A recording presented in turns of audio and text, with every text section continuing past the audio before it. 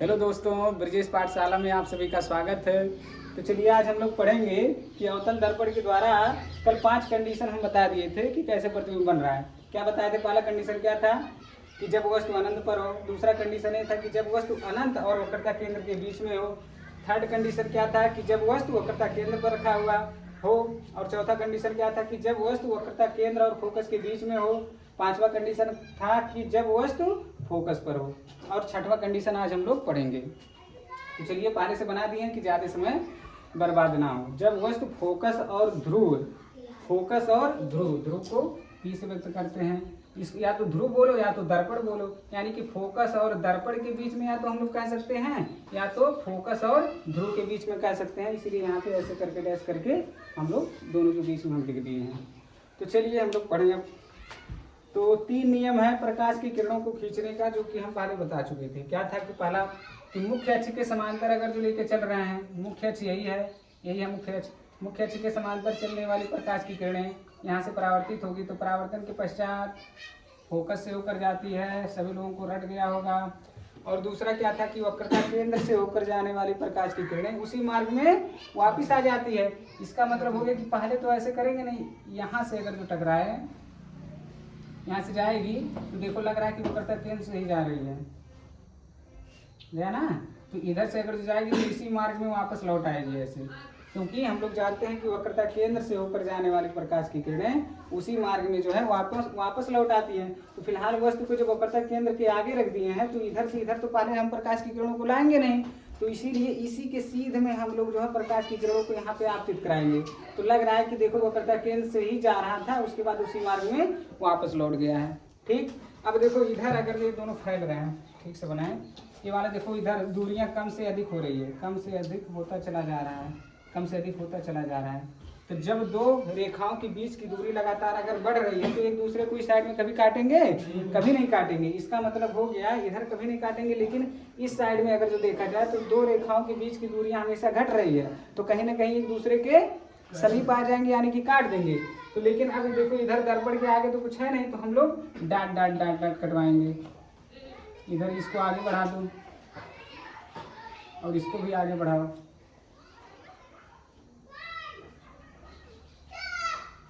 यहाँ कहीं काट दिया और ये वाला देखो यही काट दिया। परावर्तित किरणें जहाँ काटती है वहीं प्रतिबिंब बनता है, लेकिन यहाँ पे वास्तविक रूप में काटा नहीं है। अगर वास्तविक रूप में काटता तो इधर ये कहीं काटता, लेकिन क्या किए हैं हम लोग डाट डाट डाट करके किए हैं ना। इसका मतलब क्या होगा, यहाँ वास्तविक प्रतिबिंब बनेगा कि आभासी प्रतिबिंब बनेगा? हाँ, आभासी प्रतिबिंब बनेगा और यहाँ पे बनेगा। ठीक है, यहाँ पे बन गया तो डाट डाट कर दो इसको भी। ये सब कलाकारी केवल हम ही कर सकते हैं, आप लोग नहीं कर सकते हैं। चलो अब देखा जाए क्या होगा। वस्तु कहाँ रखे थे हम लोग? फोकस और ध्रुव के बीच में, ठीक है। लेकिन इसका प्रतिबिंब कहाँ बना? दर्पण के पीछे बना हुआ है ना, दर्पण के पीछे बना। अब ये बताओ कि सीधा बनेगा कि उल्टा बनेगा? हम लोग वस्तु को मुख्य अक्ष के ऊपर रखे थे और प्रतिबिंब भी मुख्य अक्ष के ऊपर बना हुआ है, यानी कि जो प्रतिबिंब बनेगा वो सीधा बनेगा। अब हम लोग डाट डाट डाट डाट करके जो है जबरदस्ती आगे बढ़ाए हैं ना, तो अब जो है वास्तविक रूप में तो काटेगा नहीं। वास्तविक वाला ये वाली रेखा है, ये वाली कभी काटेंगे नहीं। इसीलिए इसको आगे जो बढ़ाए हैं तो लग रहा है कि यहाँ कहीं काटा होगा, तो यहाँ आभासी काटेगा। ठीक है, हम लोग जबरदस्ती किए हैं तो हो गया, समझ में आ गया।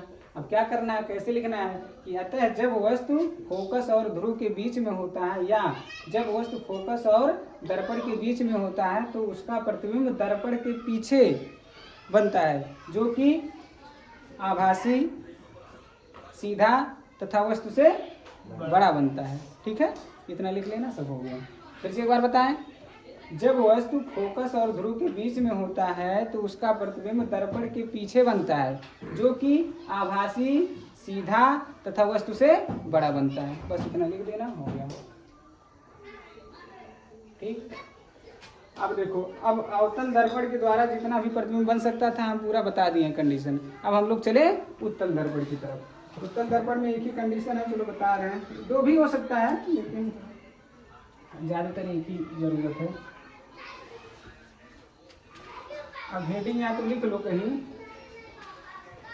कल किस साइड में पोतेंगे हम लोग? धसे हुए तल पर उत्तल दर्पण की परिभाषा क्या है कि गोलीय दर्पण का वह भाग जिसके धसे हुए तल पर पालिश हो तथा प्रकाश का परावर्तन उभरे तल पर हो उसे उत्तल दर्पण कहते हैं। इसी दर्पण का उत्तल दर्पण या अवतल दर्पण का मध्य बिंदु ध्रुव कहलाता है, जिसे पोल कहते हैं। ठीक है, और इस केंद्र को कहते हैं वक्रता केंद्र, और दोनों से होते हुए जाने वाली रेखा को हम लोग मुख्य अक्ष कहते हैं। इसे वक्रता केंद्र को सी से व्यक्त करते हैं, दोनों के मध्य बिंदु को हम लोग एफ से व्यक्त करते हैं।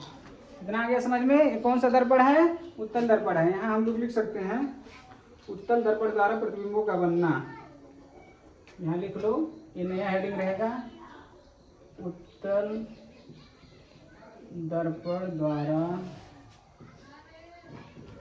प्रतिबिंब का बनना,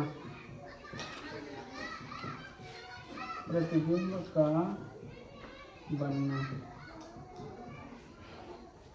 ठीक है, अभी बताओ कहीं अनंत होगा, कितना कंडीशन हो सकता है वस्तु को रखने का? या तो एक वस्तु क्या हो, अनंत पर हो, बड़ी दूर हो, तो उसका प्रतिबिंब कहाँ बनेगा? और एक क्या हो सकता है, अनंत से इधर लाओ। जब अनंत से इधर लाओगे तो मान लो कि यहाँ कहीं रहेगा। अब अनंत से इधर लाओगे, यहाँ रहेगा, उसके बाद किसके बीच में रहेगा? ध्रुव के बीच में। यानी कि दो ही कंडीशन हो ही सकता है, एक अनंत पर रहे वस्तु और एक अनंत और ध्रुव के बीच में कहीं रखा रहे। ठीक, तो चलो किताब उताब में और सब बुक में दिया है, केवल एक ही वाला कि इसी बीच में कहीं दर्पण के सामने कहीं भी रखा हो, तो वही वाला बता दे क्या? चलो अच्छा, दोनों देखो। पहला कंडीशन क्या हो सकता है कि जब वस्तु, यहाँ केस 1 लिख लेना, केस फर्स्ट, क्या कि जब वस्तु कहाँ हो, अनंत पर हो। जब वस्तु अनंत पर हो तो अनंत का मतलब क्या हो गया, यहाँ कहीं रहा होगा, यहाँ डाट डाट डाट डाट करके आगे कर लेना, और वस्तु अनंत का मतलब हो गया बहुत बड़ा, ऐसा कोई रहा होगा कहीं। ठीक है, अनंत पर। तो अनंत पर दो किरणों को हम लोगों को लाना होगा, तो कैसे लाना होगा? समांतर लाना होगा, क्योंकि वहाँ से जो किरणें आती हैं समांतर ही आती हैं। तो समांतर हम लोग कहाँ कहाँ से ला सकते हैं? हम लोग जानते हैं कि फोकस से होकर जाने वाली प्रकाश की किरणें परावर्तन के पश्चात मुख्य अक्ष के समांतर हो जाती हैं, या मुख्य अक्ष के समांतर हो जाती हैं, या फोकस की तरफ आने वाली, आते हुए प्रतीत होने वाली प्रकाश की किरणें। तो ऐसा करो कि फोकस की ओर आते हुए प्रतीत हो। चलो, यहाँ फोकस की ओर आते हुए प्रतीत हो रही है, थोड़ा गड़बड़ बन गया, सीधा नहीं बन पा रहा है।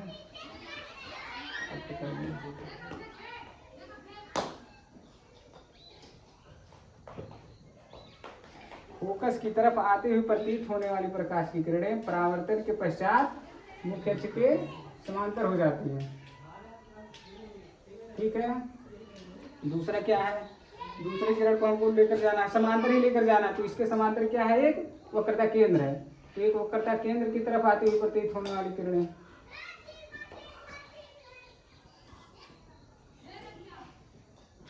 आती हुई प्रतीत होने वाली किरणें उसी मार्ग में वापस लौट जाती है बिना विचलित हुए। ठीक है, अब ये बताओ कि वास्तविक रूप में कहीं काटा तो है नहीं, क्योंकि परावर्तन वाला इसका किरण ये वाला चला गया इधर, और इसका परावर्तन वाला इधर चला गया है। अब दो रेखाओं के बीच की दूरी हमेशा बढ़ रही है ना, तो इधर तो कहीं काटेगी नहीं। तो चलो इस साइड में हम लोग देखें। अब इस साइड में अगर जो देखना होगा तो डाट डाट डाट डाट करके करना होगा। तो फिलहाल ये वाला है ना, परावर्तन यहीं से होगा, तो परावर्तन करके इधर भी मिलाओ।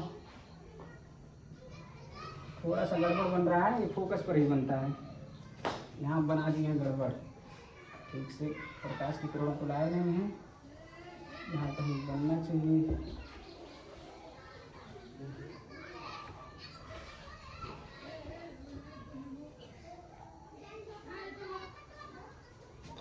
ऐसे यहाँ पर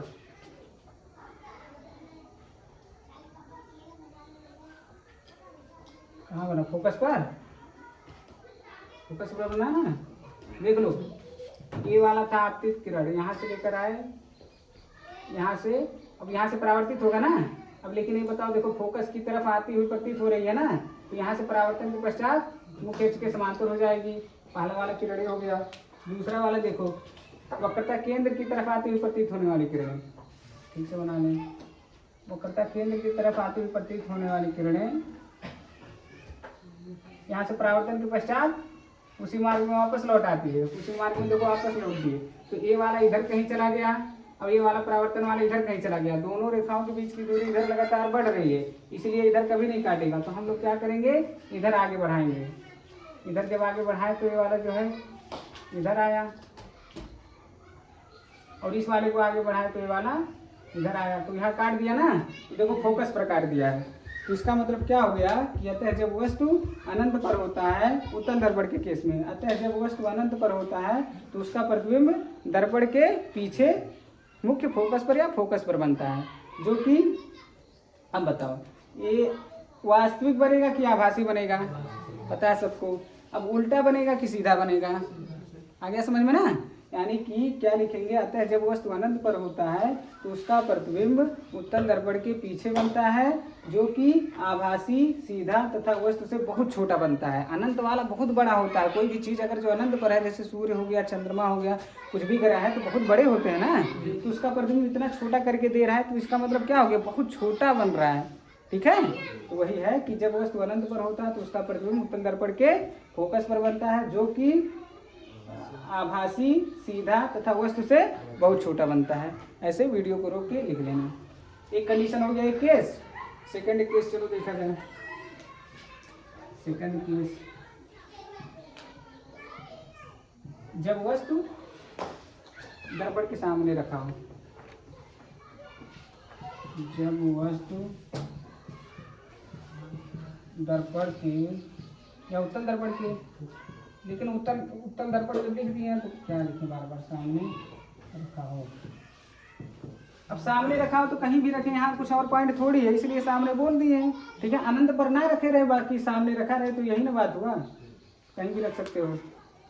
तो चलो बनाया जाए, इस बार जल्दी थोड़ा बनाएं। इधर कड़े पोत दिए, इधर ऐसे कर दिए, बनाने को सीधा नहीं बन रहा है, सीधा लग रहा है।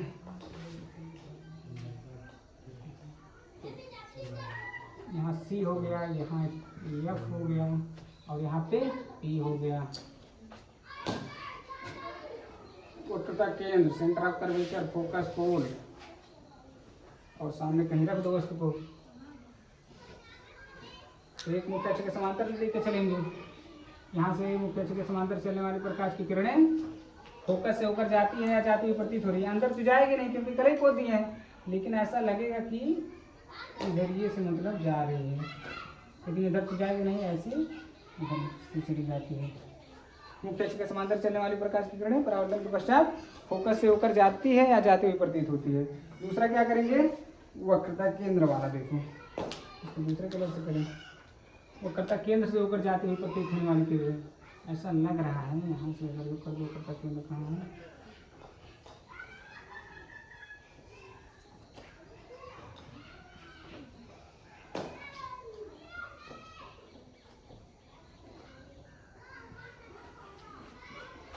देखो ऐसा लग रहा है कि वक्रता केंद्र से होते हुए जा रही है ना, लेकिन इससे आगे तो जा नहीं पाएगी, लेकिन इससे आगे जा नहीं पाएगी, टकरा के इसी मार्ग में वापस लौट आएगी।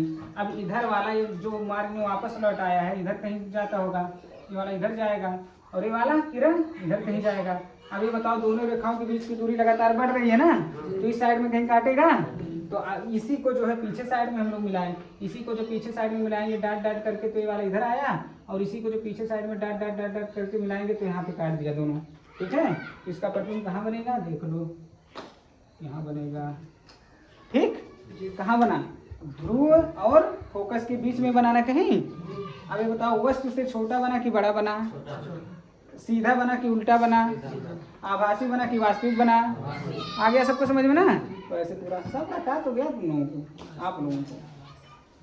ठीक है, तो इसमें क्या लिखेंगे, लिख देना, अतः जब वस्तु दर्पण के सामने रखा होता है, या जब वस्तु जब वस्तु उत्तल दर्पण के सामने रखा होता है तो उसका प्रतिबिंब दर्पण और फोकस के बीच में बनता है, या ध्रुव और फोकस के बीच में बनता है, जो कि आभासी, सीधा तथा वस्तु से छोटा बनता है।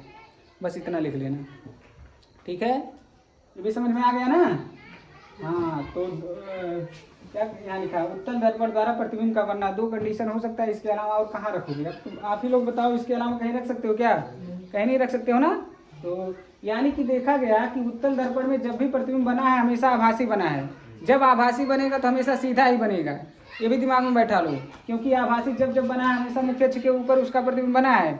अब जब मुख्य अक्ष के ऊपर उसका प्रतिबिंब बनेगा तो हमेशा सीधा बनेगा। ठीक, चलो आ गया समझ में। अब एक होता है संजुग्मी बिंदु या संजुग्मी फोकस। ये देखा जाए, अब थोड़ा सा रिवीजन करें, इसे पता चले क्या समझ में आया आप लोगों को क्या नहीं।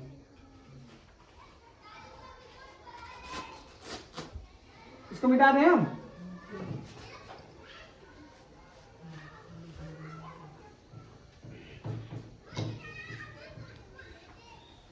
मेरे चैनल का नाम है ब्रजेश पाठशाला, अगर जो अच्छा लगे तो सब्सक्राइब वगैरह करो लीजिएगा।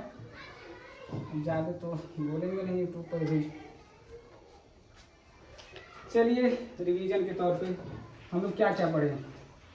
कौन सा दर्पण है? अवतल दर्पण। अवतल दर्पण का क्या बोले हैं? दर्पण का जो या तो कलिक पोत दे, चलो ठीक है। दर्पण का मध्य बिंदु ध्रुव हो गया। इस जो गोला बन गया, गोले का केंद्र यहाँ पे वक्रता केंद्र हो गया। वक्रता केंद्र और ध्रुव को मिलाने वाली रेखा को मुख्य अक्ष कहते हैं। वक्रता केंद्र और ध्रुव के मध्य बिंदु को हम लोग फोकस कहते हैं। कई बार इसको बोल दिया, आप लोगों को सब याद होगा। ठीक, अच्छा ये बताओ दिमाग में कुछ है कि नहीं? 6 कंडीशन था अवतल दर्पण में प्रतिबिंब या वस्तु को रखने के। कितने कंडीशन थे? 6 कंडीशन। आप लोगों को कुछ याद है कि जब वस्तु को अनंत पे रखा गया था तो उसका प्रतिबिंब कहाँ बना था? फोकस पर बना था। ध्यान से समझो, जब वस्तु अनंत पर रखा गया था तो उसका प्रतिबिंब जो है फोकस पर बना था। लेकिन जब वस्तु को फोकस पर रखा गया था तो उसका प्रतिबिंब कहाँ बना था? याद है कुछ? वो भी अनंत पे बना था। उल्टा एकदम है। अनंत पे अगर जो वस्तु रहेगा तो उसका प्रतिबिंब कहाँ बना था? फोकस पे बना था। उस वाले लेक्चर में देख लेना, या जो नोट्स बनाए आप लोग देख लीजिएगा। ठीक, और जब वस्तु को फोकस पे हम लोग रखे थे तो उसका प्रतिबिंब कहाँ बना था?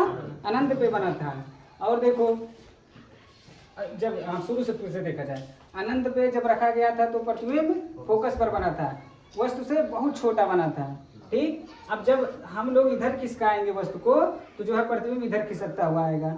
देखो चाहे अब हम लोग क्या रखेंगे? अनंत और वक्रता केंद्र के बीच में कहीं वस्तु को रखेंगे।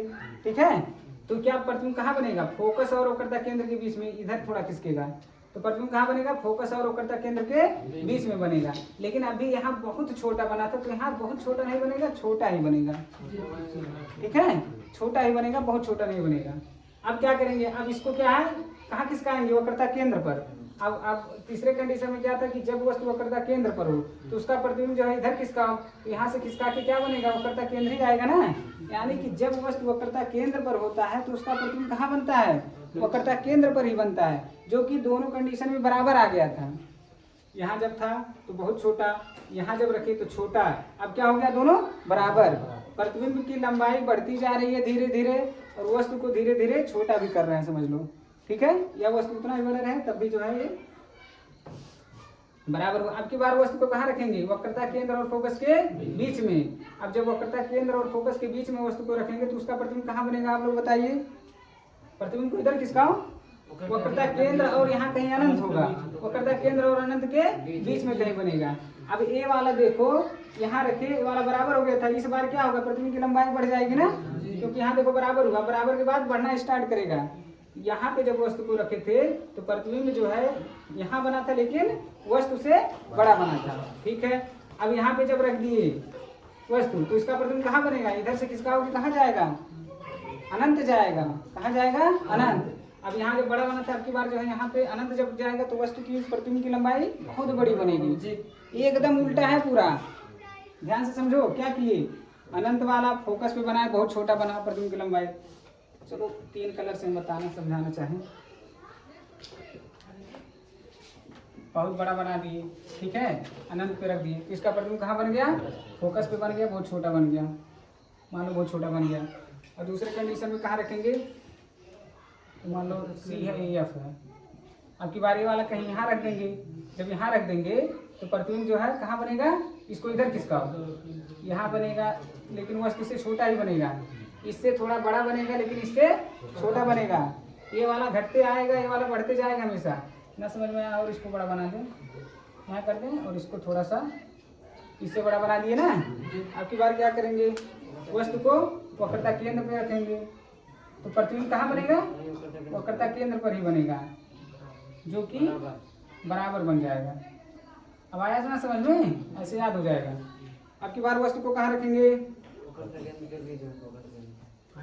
इधर लाओ, यहाँ कहीं भी मत रख दो। मान लो इसको बराबर है, वही वस्तु है तो मान लो वही वस्तु रहेगा तो बराबर रहेगा। अब जब इसको इधर कर दिए तो ये वाला इधर आ गया था ना। अब की बार इधर कहीं बना दो, कहीं भी बना दो, लेकिन उससे बड़ा बनेगा ना। बड़ा बन गया। देखो ये इस वाले का ये वाला है, इस वाले का ये वाला है, इस वाले का ये वाला है। अब की बार कहाँ रखें? फोकस पे रख दें। वस्तु मान लो वही है तो लंबाई तो उतना ही रहेगा ना। फोकस पे रख दिए तो इसका प्रतिबिंब कहाँ बन जाएगा? अनंत पे बन जाएगा। अब आ गया ना समझ में? यानी कि अगर जो देखा जाए इसमें ऐसा क्या हुआ है कि एक बिंदु पर रखी वस्तु का प्रतिबिंब दूसरे बिंदु पर बन रहा है, और इस पे अगर जो हम लोग रख दें वस्तु को इस वाले पॉइंट पे, तो इसका प्रतिबिंब कहाँ बन जाएगा? यहाँ पे एकदम बन जाएगा। एकदम दो बिंदु एक दूसरे के एकदम पूरा वो हो रहे हैं, मतलब समझो मिलाप कर रहे हैं कि वो दो पॉइंट मान लो ऐसे हो गया कि इस पे अगर जो वस्तु को रख दिया जाए तो इसका प्रतिबिंब यहाँ बन जाएगा, लेकिन अगर जो यहाँ वस्तु को रख दिया जाए तो इसका प्रतिबिंब यहाँ बन जाएगा। ऐसा लग रहा है ना इसी में, लेकिन किसमें केवल है? अवतल दर्पण में। उत्तल दर्पण में हो सकता है, चलो देखा जाए हो सकता है कि नहीं। रूप के साथ उत्तल दर्पण बन गया, यहाँ पे कर दिए, पी हो गया, एफ हो गया, सी हो गया, ठीक है। अब चलो मान लो हम लोग वस्तु को इस पॉइंट पे रख रहे हैं, कहाँ रख दिए? इस पॉइंट पे रख दिए, तो इसका प्रतिबिंब कहाँ बनेगा? कहीं बनेगा, एफ और पी के बीच में कहीं बनेगा, ठीक है। इस बार तो वस्तु को रख दिए यहाँ पे, तो इसका प्रतिबिंब कहाँ बन गया? यहाँ। अब की बार यहाँ वस्तु को रखो तो कहाँ बनना चाहिए? यहाँ बनना चाहिए ना। तो यहाँ वस्तु को रख पाओगे? नहीं रख पाओगे, क्योंकि दर्पण है, दर्पण के अंदर थोड़ी जा पाओगे। यहाँ कल ही हम लोग खोद दिए हैं, लेकिन इस कंडीशन में जा सकते हैं। यहाँ अगर जो वस्तु को हम लोग रख दिए हैं तो उसका प्रतिबिंब कहाँ बन गया? यहाँ पे बन गया। और अगर जो यहाँ पे हम लोग वस्तु को रख दिया जाए तो उसका प्रतिबिंब कहाँ बन जाएगा? यहाँ पे। ये केवल अवतल दर्पण में ही संभव है, उत्तल दर्पण में नहीं संभव है, क्योंकि एक बिंदु पर हम लोग वस्तु को रख देंगे तो उसका प्रतिबिंब तो इस साइड में बन जाएगा, लेकिन इस वस्तु को यहाँ नहीं रख सकते उसके बाद, क्योंकि वो दर्पण के पीछे आभास के रूप में हम लोग माने हैं ऐसे, ठीक है। तो इसी बिंदु को हम लोग कहते हैं संजुग्मी बिंदु। क्या कहते हैं? संजुग्मी बिंदु या संजुग्मी फोकस हम लोग कहते हैं। ये किस दर्पण में केवल संभव है? अवतल दर्पण में संभव है। यानी कि किसी दर्पण में स्थित दो ऐसे बिंदु जिनके एक बिंदु पर रखी वस्तु का प्रतिबिंब दूसरे बिंदु पर तथा उस दूसरे बिंदु पर रखी वस्तु का प्रतिबिंब पहले बिंदु पर बनता है, उसे हम लोग क्या कहते हैं? उस बिंदु को संजुग्मी बिंदु कहते हैं या संजुग्मी फोकस हम लोग कहते हैं। आया समझ में? तो संजुग्मी बिंदु या संजुग्मी फोकस यहाँ हेडिंग डाल लेना।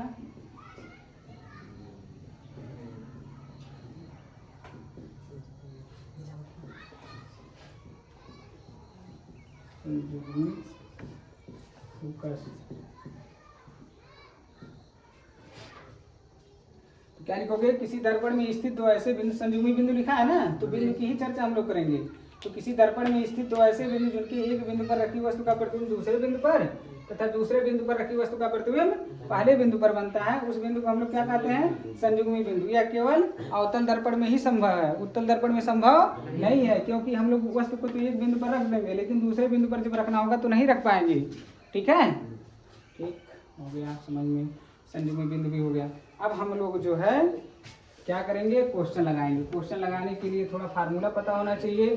फार्मूला पता होने के साथ साथ जो है पता होना चाहिए कि कैसे हम लोग दूरी वगैरह नापेंगे, डिस्टेंस वगैरह नापेंगे। नोट करना है क्या? सॉरी भूल गए। चलो वीडियो देख के वहाँ नोट कर लेना। नोट्स सबको बनाना है, वीडियो को रोक के सबको नोट्स बनाना है, नहीं तो फिर यहाँ तो समझ में आ रहा, फिर भूलोगे भी बड़ी जल्दी।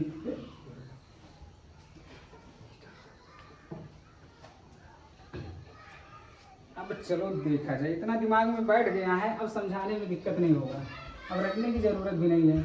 अब एक अवतल दर्पण बनाएं या दूरियां नापने की चिन्ह पर पाटी यहाँ लिख दें। दूरियां नापने की चिन्ह परिपाटी।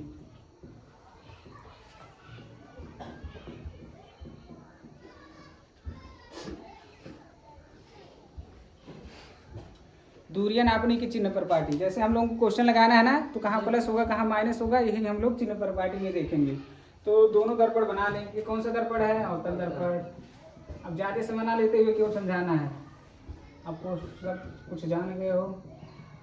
मध्य बिंदु हो गया, सबको रटा गया होगा, ध्रुव हो गया, केंद्र हो गया, फोकस हो गया, यहाँ ध्रुव हो गया, यहाँ केंद्र हो गया, यहाँ फोकस हो गया।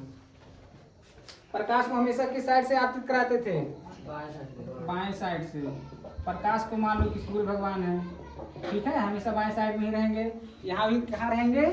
बाएं साइड में। यहाँ भी देखा जाए हमेशा बाएं साइड में रहेंगे, यानी कि सूर्य को हमेशा बाएं साइड में, ठीक है। इसमें मेन सूर्य भगवान है ना, तो सूर्य का डायरेक्शन क्या है? सूर्य भगवान का या सूर्य से जो आने वाली प्रकाश की किरणें हैं उसका डायरेक्शन हमेशा ऐसे ही रहेगा ना, क्योंकि हमेशा इसी साइड से ऐसे आएगा। तो प्रकाश के चलने की दिशा में जितनी भी दूरियां नापी जाती है वो हमेशा पॉजिटिव होता है, वो हमेशा धनात्मक होता है। ऐसे समझ लो कि ये सूर्य भगवान है, सूर्य भगवान अगर जो नहीं रहेंगे तो जितना भी हम लोग कर रहे हैं वो काम नहीं करेगा, यानी कि प्रतिबिंब नहीं बनेगा, क्योंकि प्रतिबिंब बनने के लिए प्रकाश की जरूरत होती है। तो प्रकाश को हम लोग प्राथमिकता देंगे। तो ऐसे ट्रिक से समझ लो कि प्राथमिकता जब देंगे तो प्रकाश जिस डायरेक्शन में चलेगा उस डायरेक्शन को अच्छा मानेंगे, यानी कि पॉजिटिव मानेंगे, ठीक है। तो अब दिमाग में आ गया ना, यानी कि प्रकाश के चलने की दिशा में जितनी भी दूरियां नापी जाती है तो सबको क्या होता है? पॉजिटिव होता है। अब इसका उल्टा भी समझ लेना कि अगर जो प्रकाश के चलने के विपरीत दिशा में अगर जो कोई दूरी नाप रहे हैं तो क्या हो जाएगा?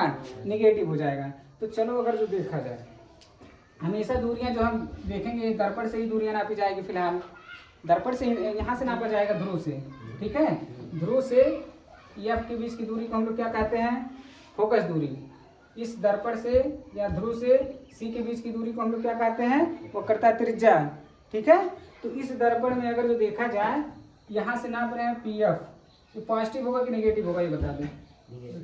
नेगेटिव होगा ना, क्योंकि यहाँ से दूरी जब नापेंगे तो किस डायरेक्शन में चल रहे हैं? इस डायरेक्शन में चल रहे हैं। तो प्रकाश किस डायरेक्शन में जा रहा है? इस डायरेक्शन में जा रहा है। तो प्रकाश इस डायरेक्शन में जा रहा है और दूरी किस डायरेक्शन में नाप रहे हैं? इस डायरेक्शन में, यानी कि इस कंडीशन में फोकस दूरी क्या हो जाएगी? निगेटिव। फोकस दूरी, फोकस दूरी जो पी एफ है क्या हो जाएगा? निगेटिव। आया समझ में? अब देखो सबसे आसान है। और वक्रता त्रिज्या जो है पीसी वो क्या हो जाएगा? हमेशा यहीं से नापेंगे हम लोग दूरी। कहाँ से नापेंगे? यहीं से नापेंगे। बस किस डायरेक्शन में जा रहे हैं उसको बस वही बता दो। वक्रता त्रिज्या क्या? पीसी।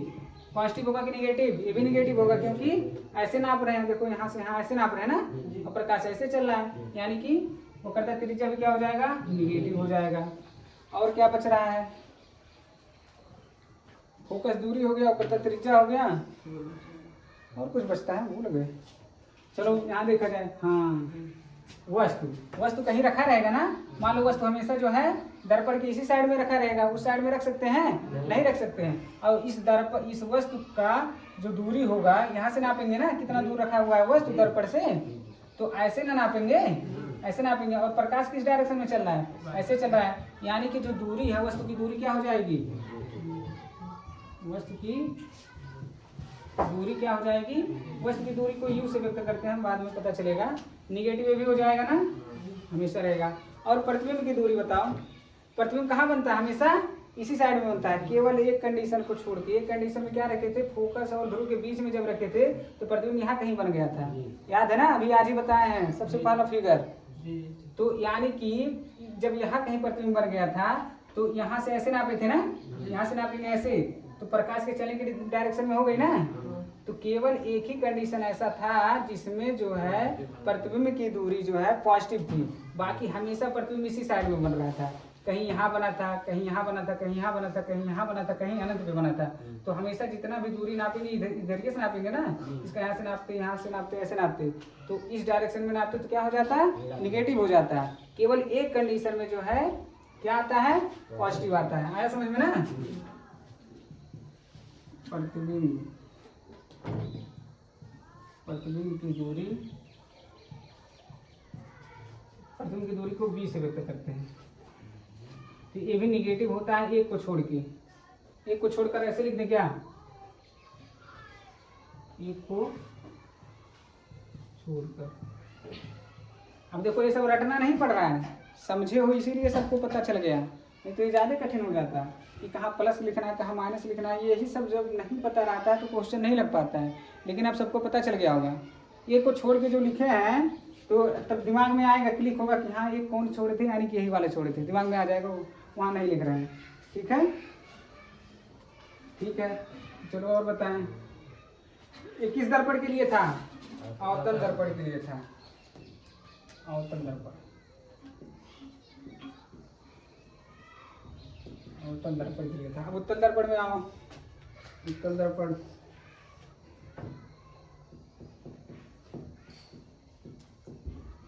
उत्तल दर्पण के लिए फोकस दूरी को एफ से भी व्यक्त करते हैं, ऐसे भी कर सकते हैं। P F. वक्रता त्रिज्या को हम लोग सी से व्यक्त करते हैं। ठीक है, वक्रता त्रिज्या को ध्यान दो, वक्रता त्रिज्या को आर से व्यक्त करेंगे। तो ऐसा है उत्तल दर्पण में। चलो देखा जाए, यहाँ डायरेक्ट लिख दे क्या कि एफ बराबर क्या होगा, तो पूरा हिंदी लिखी। चलो हिंदी लिखें। फोकस दूरी दिमाग में बैठा हो तब तक, जब तक लिख रहे हैं। फोकस दूरी पॉजिटिव होगी कि नेगेटिव? फोकस दूरी एफ बराबर क्या हो जाएगा? फोकस दूरी किस साइड में है? फोकस दूरी यही ना है, पी से एफ के बीच की दूरी। तो कैसे नापेंगे? पी से ऐसे नापेंगे ना, ऐसे नाप रहे हैं। प्रकाश कैसे चल रहा है? ऐसे ही चल रहा है। तो प्रकाश की दिशा में नाप रहे हैं ना, तो पॉजिटिव लेंगे कि नेगेटिव? पॉजिटिव, यानी कि पॉजिटिव हो जाएगा। अब देखो कितना आसान हो गया। अब वक्रता त्रिज्या देख लिया जाए। वक्रता त्रिज्या को आर से व्यक्त करते हैं। आर क्या हो जाएगा? पीसी है ना, पीसी यही है, ऐसे नाप रहे हैं ना। प्रकाश भी उसी डायरेक्शन में चल रहा है, यानी कि ये भी हो जाएगा पॉजिटिव। और देख लिया जाए वस्तु की दूरी। वस्तु किस साइड में हमेशा रहेगा? वस्तु हमेशा इसी साइड में कहीं ना कहीं रखेंगे, दर्पण के आगे सामने। हाँ, तो यहाँ से जब दूरी नापेंगे तो किस डायरेक्शन में नापेंगे? ऐसे नापेंगे। तो प्रकाश किस डायरेक्शन में चल रहा है? ऐसे, तो विपरीत हो गया, तो क्या हो जाएगा? नेगेटिव हो जाएगा। और प्रतिबिंब की दूरी अगर मैं देखा जाए, दिमाग लगा लो, प्रतिबिंब की दूरी। आज जाके इसको 2 बार पढ़ना, वीडियो भी देखना। बताए थे 2 कंडीशन था, जब वस्तु अनंत पर हो और एक जब वस्तु दर्पण के सामने रखा हो। दोनों कंडीशन में हमेशा इसी साइड में प्रतिबिंब बना था। एक में जो है फोकस पर बन गया था और एक यहाँ कहीं बन गया था। तो हमेशा दर्पण की इसी साइड में बना है ना। तो दोनों कंडीशन में जब यहाँ से दूरी नापेंगे प्रतिबिंब की, तो इस डायरेक्शन में नापते। इस वाला जो ये वाला जो बना था यहाँ भी ऐसे ही नापते, ऐसे ही नापते ना। तो प्रकाश के चलने की दिशा में नाप दिए, तो क्या हो जाएगा? प्रतिबिंब की दूरी पॉजिटिव हो जाएगा। प्रतिबिंब की दूरी को v से व्यक्त करते हैं, ये भी हो जाएगा पॉजिटिव हमेशा। ये हमेशा पॉजिटिव रहेगा। इसमें जो है फोकस दूरी हमेशा पॉजिटिव रहेगी, वक्रता त्रिज्या हमेशा पॉजिटिव, ये हमेशा नेगेटिव रहेगा और ये हमेशा पॉजिटिव रहेगा। इसमें भी जो है तीनों हमेशा सेम रहेगा, लेकिन इसी वाले में दिक्कत थोड़ा होता है। आया समझ में? फोकस दूरी हमेशा नेगेटिव रहेगा, वक्रता त्रिज्या हमेशा इसी साइड में रहेगा, वस्तु की दूरी हमेशा इसी साइड में रखेंगे, भी नेगेटिव हो जाएगा। प्रतिबिंब की दूरी इसी साइड में बनता है हमेशा, लेकिन ये कंडीशन को छोड़ के जब एफ के आगे रखा हो, यानी फोकस के आगे रखा हो, वही एक को छोड़ के लिख दिए हैं। देखो इधर से नापेंगे फोकस दूरी पॉजिटिव, इधर से नापेंगे वक्रता त्रिज्या पॉजिटिव, वस्तु हमेशा इसी साइड में रहेगा तो ऐसे नापेंगे तो नेगेटिव हो जाएगा। प्रतिबिंब हमेशा इसी साइड में बनता है तो ऐसे नापेंगे तो पॉजिटिव हो जाएगा। आ गया सबको? आ गया सबको समझ में? ठीक है। इसको भी मिटाएं। और एक फार्मूला है, इसको नोट कर लेना, नोट करो जल्दी से। फोटो खींच लो, नोट करना घर जाके, जल्दी खींचो।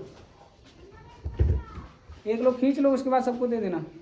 चलिए ठीक है, मिटा रहे हैं, ज़्यादा समय ना लेते हुए, वीडियो भी बन रहा है ना।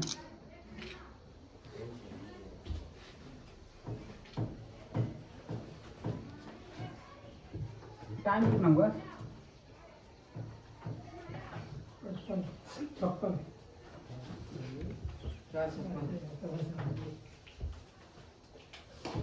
दर्पण के लिए पढ़ाई के बंद करो। दर्पण के लिए सूत्र बता दें? चलो शांत रहो। दर्पण के लिए बोलिए। दर्पण के लिए, दर्पण के लिए सूत्र खत्म हो गया से आए हुई। कल बता दो, चलो बंद करो, ज़्यादा समय हो जाएगा वीडियो।